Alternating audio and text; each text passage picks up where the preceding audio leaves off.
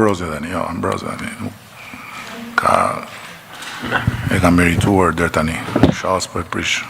Ambrozia Meta nga Syri Televizion. A i keni kërkuar zëvendës kryeministres tuaj Belinda Balluku që të zhvillojë një takim me Ram Gecin, përfaqësuesi një kompanie private në gusht të vitit 2021. I referohem një episodi, në fakt në Dolçen e Spa, ku thuhet në komunikimet që janë gjetur mes Ballukut dhe shtetasit e Vis Berberi, në datë 24 gusht 2021, shtetësja Belinda Balluku i dërgon mesazhin shtetasit e Vis Berberi duke i thënë KM më kërkoi të takoj Ram Gecin. Si shpjegohet që 3 muaj, gati 3 muaj pas këtij mesazhi, kompania e këtij shtetasi, Geci SHPK, ka fituar tenderin për ndërtimin e rrugës Porto Romano Durrës, loti 3, megjithëse kishte paraqitur një ofertë miliona euro më të lartë se të paktën 4 kompani të tjera në garë.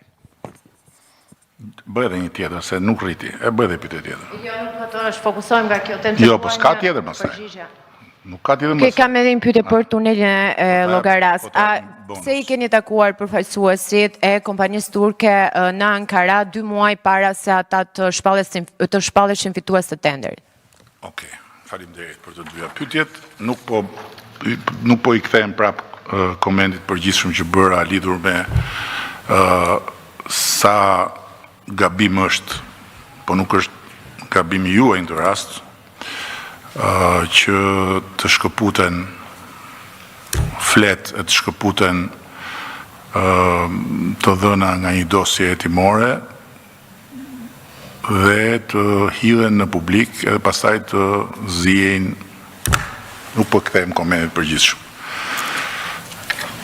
Por po përgjigjem direkt. Ram Geci është një njeri për mua i nderuar, i respektuar, një ndër ata që krijojnë punë dhe punësojnë njerëz, ushqejnë familje të tëra në Republikën e Shqipërisë. Dhe që unë t'i them ministrave tako këtë, tako atë, unë këtë nuk e di për Ram Gecin në atë rast, po e bëj për Ram Gecin, e për gjithë shokët e Ram Gecit, sa herë është nevoja.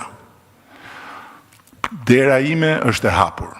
Kryeministrat që ta dini ju, kolegët e mi, ju gjimojnë nga mbrapa si përmarrësve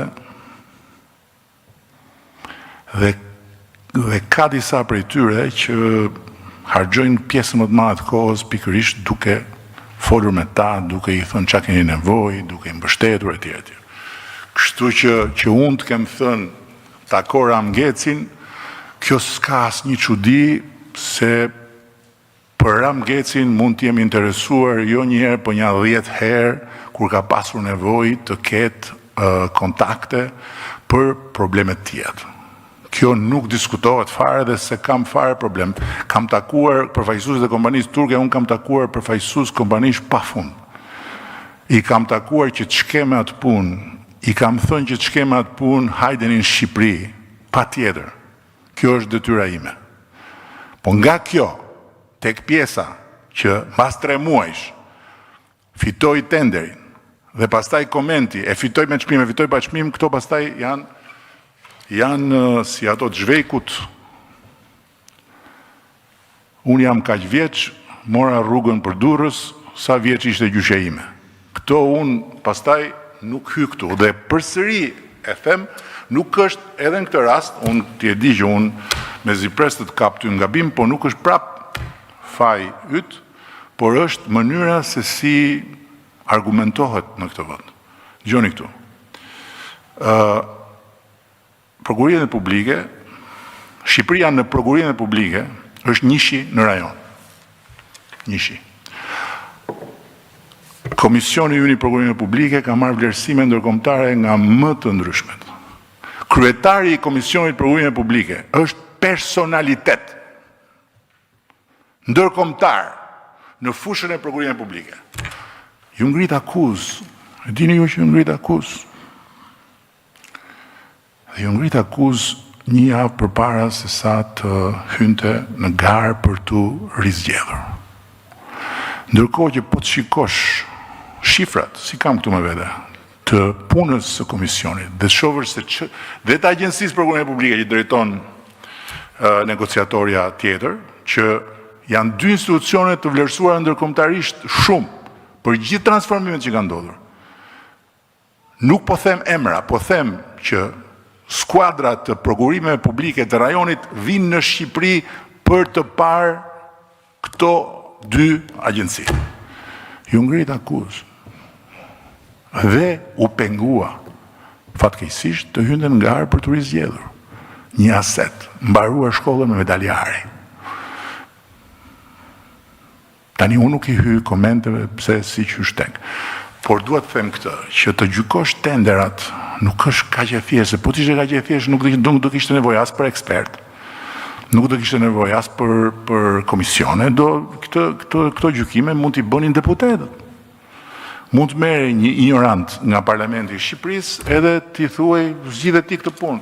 Ishte çmimi, s'ishte çmimi, më shtrenjtë më aty, ato janë kaq komplekse sa që unë as hy ndonjëherë që të kuptoj më shumë, sepse çdo procedurë ka të vetën.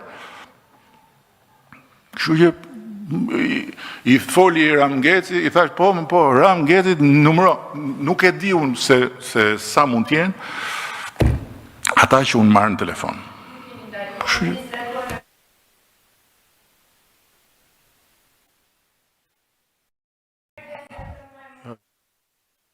Unë nuk kam daluar askënd të takoj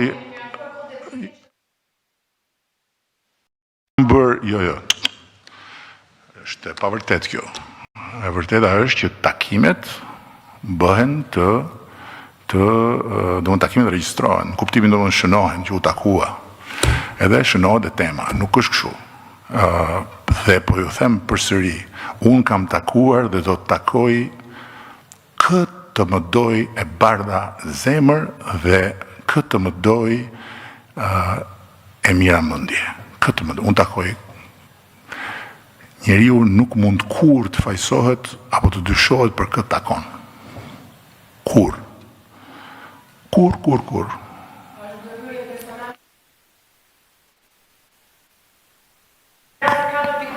Edhe një herë, po të lutem.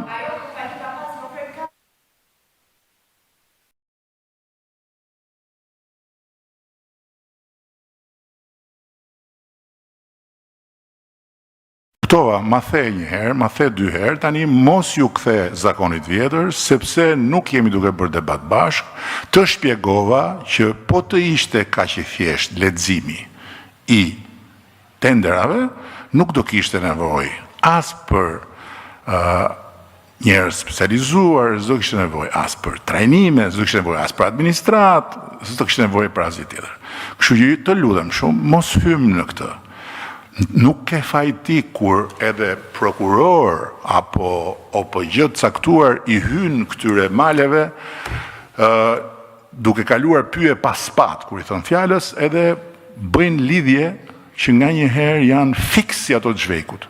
Por kjo është një çështje ekspertize, ka Shqipëria ekspert, merren ekspertë, shohin ekspertë, unë nuk I them njeriu kur tako këtë dhe bëj një gjë të palishme. Po tako këtë, se ka një problem me këtë agjenci, a ka një problem me këtë agjenci, unë e bëj gjithë ditën e ditës. Ne kemi ngrit një platformë tërë të bashkëqeverisjes për tako këtë, tako atë, sepse njerëzit ka nevojë për ndihmë, patjetër. Shqyqyr Zotit, 95% shërbime publike nuk I kemi më me njerëz, sepse I bëjnë nga I Albania. Po ka pjesë që duhet të takohen, po sigurisht duhet të takohen. Nuk marr dot letrën këtu, se marr dot letrën atje, më pengon ai, patjetër. Kjo është puna ime. Takohen e ke takuar. Të lutem se s'po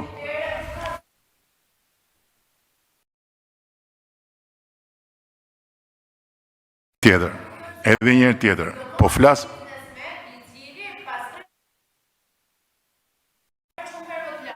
flasim po mirë më dakord. Ja pra kjo është tenxheria pra, po flasim për gjëra krejt të ndryshme bashkë. Krejt të ndryshme. Krejt të ndryshme. Më pyete a I ke thënë A kujtohet që i ke thënë të thash, nuk mbaj mend eksaktësisht këtë, po Ram Geci është një njeri që e ka telefonin tim në dispozicion 24 orë në 24, siç e kanë të tërë ata që krijojnë punë dhe japin punë Republikën e Shqipërisë, se unë nuk jam këtu një hu gardi, po jam këtu pikërisht për të mbështetur, për të ndihmuar, për të nxitur të gjithë. Jo për t'ju dhënë tendera, as për t'ju dhënë gjëra që nuk ju takojnë, as për t'ju thënë jepi këtij e jepi atij, por për t'i mbështetur. Kuptove? E kam takuar kompaninë turke, kam takuar shumë kompani turke, kam takuar edhe të kompani dhe i takoj të gjitha kompanitë dhe nuk dua të di fare se çfarë thot njëri e çfarë thot tjetri. Dakor?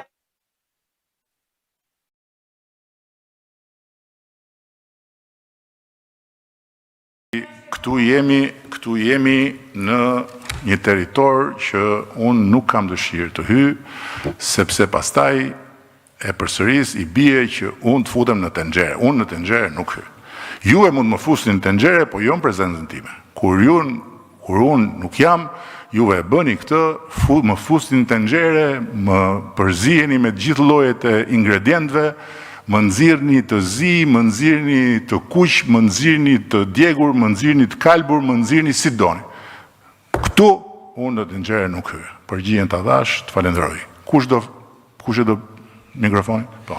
Përshëndetje, Ergyz Gjençaj, e News 24. Zotë Kryeministër, më 18 dhjetor 2023, Këshilli i Rregullores Mandateve dhe Imunitetit shqyrtoi kërkesën e SPAK për heqjen e imunitetit të deputetit Sali Berisha.